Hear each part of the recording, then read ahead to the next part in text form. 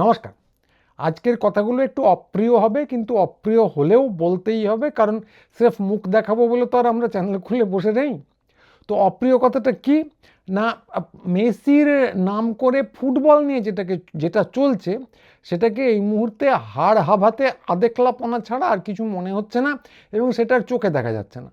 কেন মনে হচ্ছে? কারণ বিশ্বের কোথাও দেখবেন না যে নিজেদের ফুটবল টিম তাদের উঠে যাবার দশা, ফুটবল কেন যে কোনো খেলার টিমই যদি উঠে যাবার দশা হয়, কিন্তু সেই অবস্থাতে দাঁড়িয়ে বিশ্বকাপ এলেই দুই দল লোক, কেউ হলদে জার্সি আর কেউ নীল সাদা জার্সি পরে নাগাড়ে ঝগড়া চুলোচুলি করছে। নিজেদের টিম কোয়ালিফাই করতে পারে না, প্রি ওয়ার্ল্ড কাপে যায় কিনাও সন্দেহ, কিন্তু তাতে কারো উৎসাহের খামতি নেই, উৎসাহে কোনো দোষ নেই, কিন্তু সেটা ঝগড়া চুলোচুলি অবধি চলে যায় এবং জার্সির বিক্রি বেড়ে যায়। তো বাচ্চা কাচ্চারা এরকম করলে তবু তার একটা মানে হয়, ছেলেপুলেদের উৎসাহ বেশি, ছেলে মেয়েদের কম বয়সী যারা।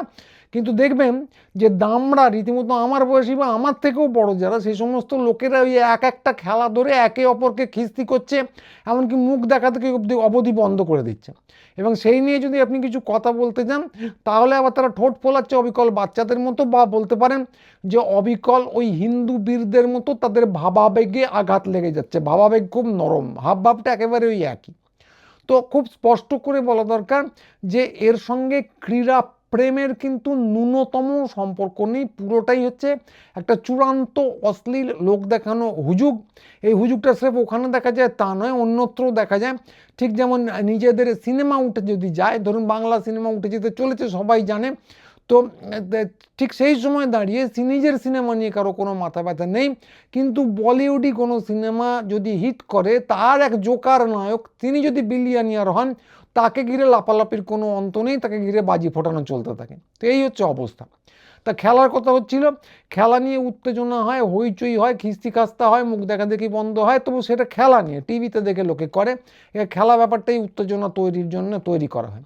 কিন্তু এখন যেটা হচ্ছে সেটার সঙ্গে খেলার কোনো সম্পর্ক নেই, সেই জন্যে সেটা অশ্লীলতার ব্যারোমিটার বা থার্মোমিটার যা দিয়ে মাপুন, তার মাপে আরও অনেক অনেক বেশি। তো কী হয়েছেটা কি না, খেলা ফেলার কোনো ব্যাপার নেই। মেসি এসেছেন ভারতে, যেন শাহরুখ খান এসেছেন ফিল্ম ফেস্টিভ্যালে, এবার দুটো ডায়ালগ দেবেন।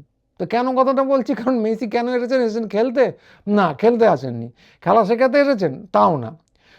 নিজে এসেছেন তাতে করে ভারতবর্ষের ফুটবল কাঠামোর কোনো উন্নতি হবে? ভারত কি এরপর এমন খেলা শিখবে ভারতীয় ফুটবল টিম যে তারা ওয়ার্ল্ড কাপে চলে যাবে, চ্যাম্পিয়ন হোক বা না হোক? তাও না।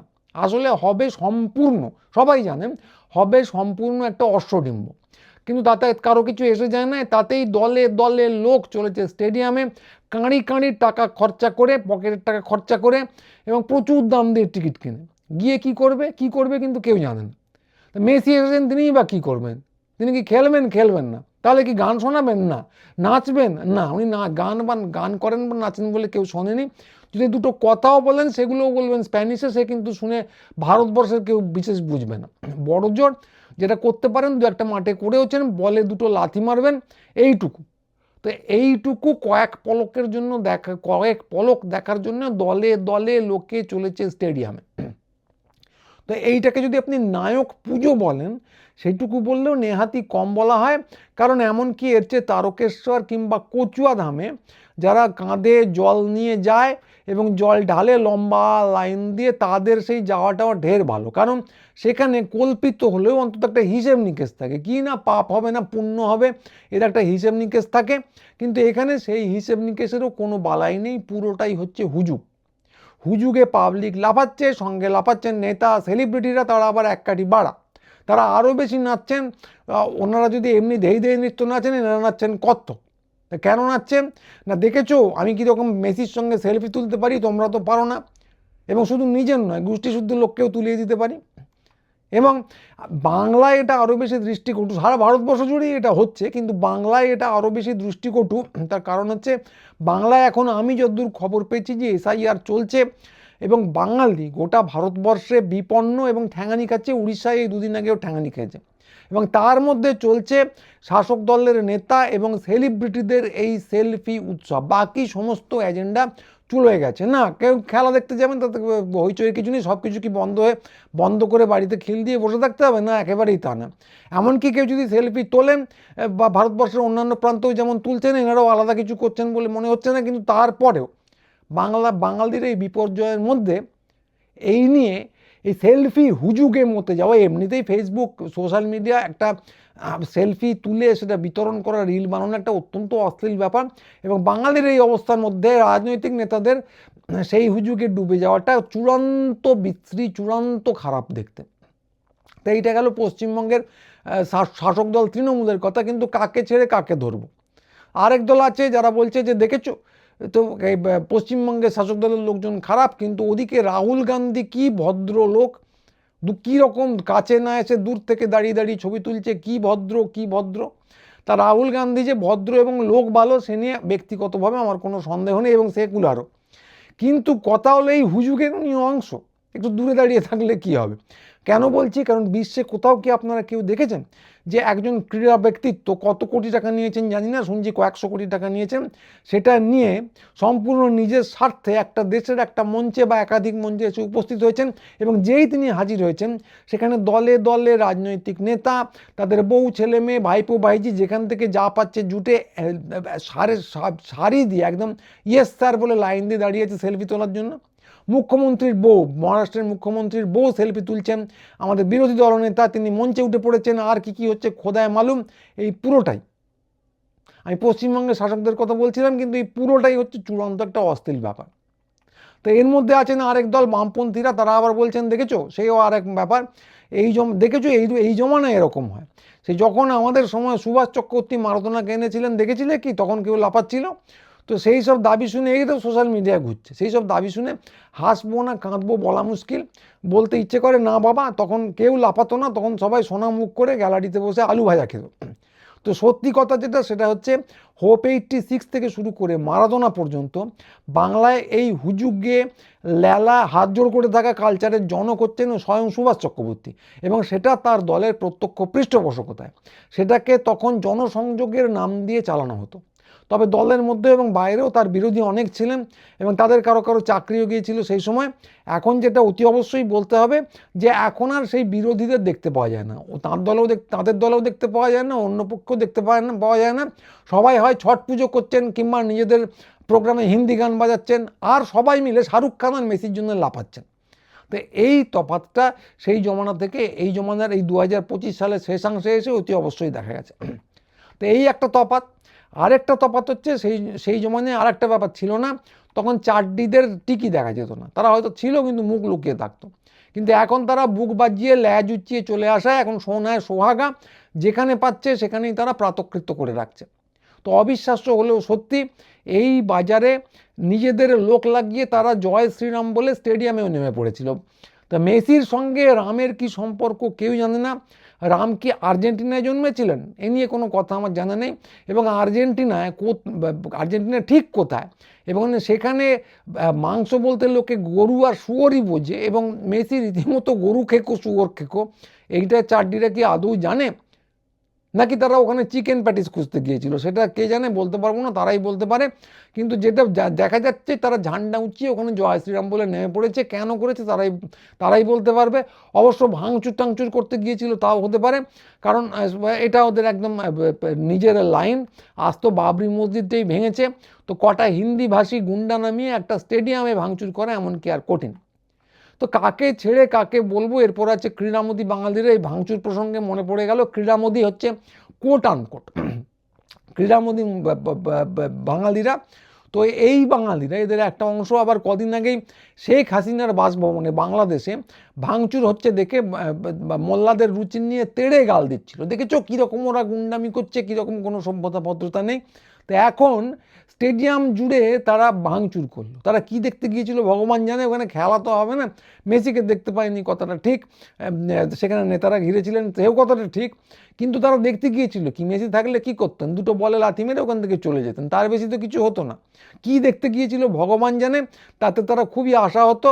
তো এখন তারা প্রচণ্ড ভাঙচুর করেছে, এবং তারা কেউ নিজেরাই কার্পেট নিয়ে বাড়ি যাচ্ছে, বাড়ি গিয়ে সেই কার্পেটে নাকি প্র্যাকটিস করবে, কেউ আবার দুহাতে দুটো ফুলের টব দেখলাম ধরে নিয়ে যাচ্ছে বউকে দেবে বলে।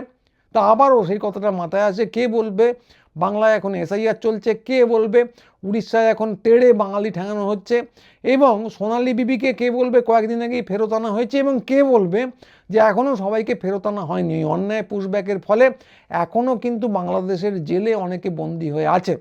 তো সেই সব নিয়ে গণবিক্ষোভ টিক্ষোভ কোথাও হয়নি, এখন নাট্যোৎসব চলছে, হইচই চলছে, নানা জিনিস চলছে, কিন্তু এই যে প্রচণ্ড বিপর্যয় বাঙালিকে নিয়ে, সে নিয়ে কোথাও কোনো হট্টগোল হয়নি। কিন্তু সকলেই এখন মেসিকে নিয়ে খুব উন্মত্ত, সকলেই এখন প্রচণ্ড ক্রীড়ামোদী। তো সকলেরই এখন আবার মাথা কাটা যাচ্ছে, গদি মিডিয়া থেকে ইনফ্লুয়েন্সার অবধি সকলের যখন টপ আনা হচ্ছিল তখনও তারা কেউ কেউ ক্রীড়ামোদী ছিলেন, টপ আনতে তাদের কারো মাথা কাটা যায়নি। তো বাঙালিকে যখন বাংলাদেশি আখ্যা দেওয়া হয় তখন এদের একটা বড় অংশ আবার চক্ষু মুদে থাকেন। এখন কোনো ফুটবল প্রেমী টপ চুরি করে বাড়ি যাচ্ছেন, কেউ আবার মাঠে নেমে জয় শ্রীরাম বলছেন, সেই জয় শ্রীরামের দলই কিন্তু বাঙালিকে ওপারে পাঠিয়ে দিচ্ছে। আবার কেউ কেউ নেতারা এই সমস্ত কিছু ভুলে গিয়ে সেলফি তুলে নেতা এবং সেলিব্রিটিরা বিতরণ করছেন। তো কথাটা হচ্ছে সত্যি সত্যিই মাথাটা কাটা যাওয়া উচিত, আমারও ব্যক্তিগতভাবে মাথা কাটা যাচ্ছে, তবে সেটা এদের দেখে, মেসির জন্যে নয়। মেসি কে জানে কত কোটি টাকা পেয়েছেন, আমি ঠিক জানি না হিসেবটা। তো উনি টাকা পাবেন বলেই এসেছিলেন, উনি একজন পেশাদার লোক, এত টাকা দেওয়ার কোনো কারণ আমি দেখিনি, কিন্তু উনি নিজের টাকা বুঝে নিতে এসেছিলেন, এমনি এমনি আসেননি। তো সেটা ভারতবর্ষে সে মুখ দেখিয়ে কয়েকটা জায়গায় ফোকটে বেশ প্রচুর কোটি টাকা নিয়ে যাব, এরকম যে করতে হলে মেসির প্রচুর জনসংযোগের লোকজন আছেন, তারা বিলক্ষণ জানেন যে এই টাকাটা ফোকটে মুখ দেখিয়ে নিয়ে যেতে গেলে তৃতীয় বিশ্বে কিছু ঝক্কি পোয়াতে হবে। ঝক্কির খবরটা জেনে সেটা নিয়ে তারা এসেছিলেন, দু একটা ধাক্কি কে গলা জড়িয়ে ছবি তুলেছেন, তাতে ওর কিছু এসে যায় না, ভাবলেও আমার কিছু এসে যায় না, কারণ টাকা রোজগার করতে এসেছিলেন, ভারতীয় ফুটবলের পরিকাঠামো উন্নয়ন করতে আসেননি, ফলে উনি কি ভাবলেন তাতে কিছু এসে যায় না। কিন্তু বাঙালি হয়ে, বিশেষ করে বাঙালি হয়ে আমরা যে ল্যালাপনাটা দেখালাম, এইটাতে আমার কিন্তু মাথা কাটা যাচ্ছে, একদম উপর থেকে নিচ পর্যন্ত ভারতবাসীরা সবাই দেখিয়েছেন, তো সে অন্য কথা। কিন্তু পশ্চিমবঙ্গে বিশেষ করে বাঙালিরা তার এই জাতীয় বিপর্যয়ের মুখে দাঁড়িয়ে যে পরিমাণ ল্যালাপনাটা দেখালো, তাতে মাথা কাটা যাওয়া ছাড়া আর কোনো উপায় নেই। তো বলতে ইচ্ছে করছে, সত্যিই বলতে ইচ্ছে করছে, বাঙালি জাতিটা আসলে এরকম নয়। তো বাঙালি জাতিকেই সেটা করে দেখাতে হবে, আমি বলে তো লাভ নেই যদি পরপর এরকম দেখা যায়। এর আগেও আমরা দেখেছি শাহরুখ খান নিয়ে উন্মাদনার কোনো শেষ নেই, বাংলা সিনেমা লাটে উঠে যাচ্ছে, কিন্তু ওই তৃতীয় শ্রেণীর কিছু সিনেমা যার নাম জওয়ান, পাঠান, এসব এইগুলো যখন হলে আসছে, দলে দলে বাঙালি, তারা নিজেদের বুদ্ধিমান বলেন, বুদ্ধিজীবীও বলেন, তারা দলে দলে গিয়ে সেখানে সিনেমা দেখছেন, হইচই করছেন এবং সেলফি তুলে সেগুলো পোস্ট করে চলেছেন। এই ল্যালাপনাটা বাঙালি শিক্ষিত সম্প্রদায় নিজেরা রপ্ত করেছেন। মেসির ক্ষেত্রে অবিকল এক জিনিস দেখা যাচ্ছে এবং বারংবার নাক কাটা যাচ্ছে। আমি জানি না গরিব শ্রেণীর লোকজন কতজন গিয়েছিলেন বা তারা কতজন এতে এতটা উদ্বেলিত, এতটা হুজুকে, কিন্তু শিক্ষিতরা যে প্রচণ্ড হুজুকে সে তো দেখতেই পাচ্ছি, কিন্তু নাক কাটা যাওয়ার হলে সেই কারণেই যাচ্ছে। তো বলার এইটুকুই, আমাদের বক্তব্য আমরা বললাম, আপনাদের ভিন্ন মত থাকতে পারে, অতি অবশ্যই সেটা লিখবেন, আমাদের সাইটে আসবেন, যেটা বারবার বলি, এবং বইমেলা ঘনিয়ে আসছে, বইমেলায় আমাদের স্টল থাকবে, অতি অবশ্যই আসবেন, দেখা সাক্ষাৎ হবে, তর্ক বিতর্ক হবে, আমরা বিভিন্ন স্বরে কথা বলে একটা সমস্যা হয়ে উঠতে পারি। ওই যে গদি মিডিয়া দেখিয়ে চলে যে বারবার মেসি হলেন ঈশ্বর, এই কথাটা কিন্তু আবারও গদি মিডিয়ার প্রচার, মেসি ঈশ্বর নন। ঈশ্বর বলে কিছু হয় না, মেসি ঈশ্বর নন। ফুটবল বা কোনো কিছু অনেকেই খুব ভালো খেলেছেন, পেলে খেলেছেন, মারাদোনা খেলেছেন, তো এরা খুব বড় বড় প্লেয়ার ছিলেন, কিন্তু কেউ ঈশ্বর নন, মেসি ঈশ্বর নন। অভিজিৎ গাঙ্গুলি ভগবান নন, শাহরুখ খান বাদশা নন। এইগুলো কিন্তু একটা নির্দিষ্ট সূত্রে গাঁথা প্রচার, যেগুলো গদি মিডিয়া চালিয়ে যায়, তার বিরুদ্ধে আমাদের দাঁড়াতে হবে।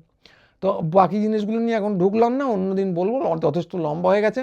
আজকের মতো এইটুকুই, সবাই ভালো থাকবেন, এবং আবারও বলছি, দেখা সাক্ষাৎ হবে না, আসুন আমরা সমস্যার হয়ে উঠি, বইমেলায় অবশ্যই আসবেন।